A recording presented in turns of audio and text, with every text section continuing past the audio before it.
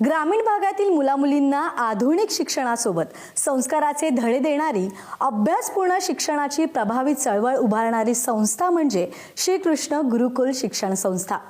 जाणून घेऊया या संस्थेबद्दल। आज ग्रामीण भागातली जर आपण परिस्थिती बघितलं तर शिक्षणाचा जो दर्जा आहे तो खालावलेला आहे।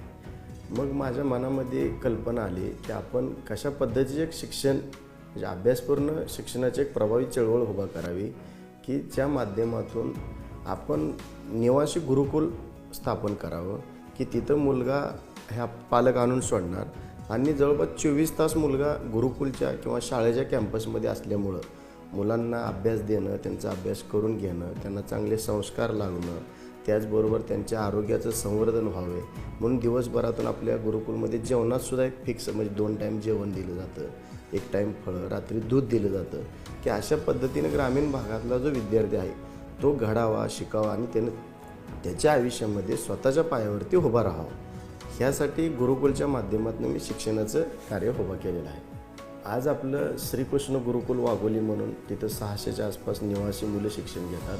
त्याचबरोबर मी ग्रामीण भागातल्या शेतकऱ्यांच्या मुलींसाठी एक निवासी गुरुकुल शाळा ती फक्त मुलींचीच असावी की जेणेकरून तिथला जो स्टाफ आहे तो सर्व लेडीज स्टाफ, तिथल्या स्वयंपाक स्टाफ लेडीज, तिथला शिपाई स्टाफ लेडीज, जेणेकरून मुलीला घरामधून एक स्वप्न घेऊन ज्यावेळेस ती शिक्षणासाठी येते त्या टायमाला ती ह्या पूर्ण कॅम्पसमध्ये सर्व लेडीज स्टाफ असल्यामुळं तिनं कितीही अभ्यास करू शकते, तिला कुठल्याही पद्धतीचं बर्डन अथवा तिच्यावरती बोर्डरेशन प्रेशर असा होत नाही म्हणून मी मुलींचं निवासी गुरुकुल शाळा स्थापन केली। त्याचबरोबर मी ज्यावेळेस या 2 गुरुकुलच्या ॲडमिशन फुल झाली म्हणून मी परत MB चव्हाण गुरुकुल जे आहे ते सुद्धा सुरू केलं। तिथेही आज चांगल्या पद्धतीनं म्हणजे मुलं शिक्षण घेतात आणि मुलं घडतात आणि ती कुठंतरी त्यांच्या आयुष्यामध्ये जीवनामध्ये यशस्वी होतील अशी मला अपेक्षा आहे। हे शिक्षण संस्थेच्या माध्यमातून आता माझ्याकडे 12वीपर्यंत शिक्षणाची मुलांची सोय आहे।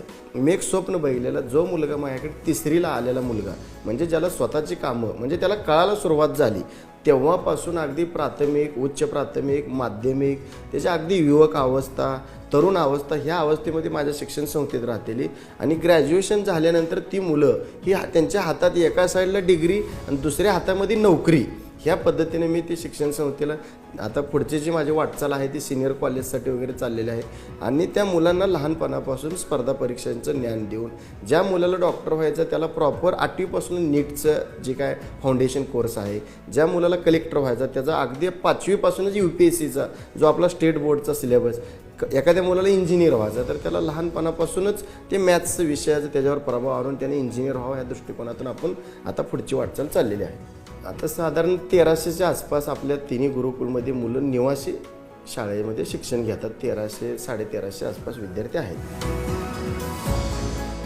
यासोबतच महाराष्ट्राचे अनमोल रत्नच्या आजच्या भागात इथंच थांबूया। पाहत रहा ABP माझा।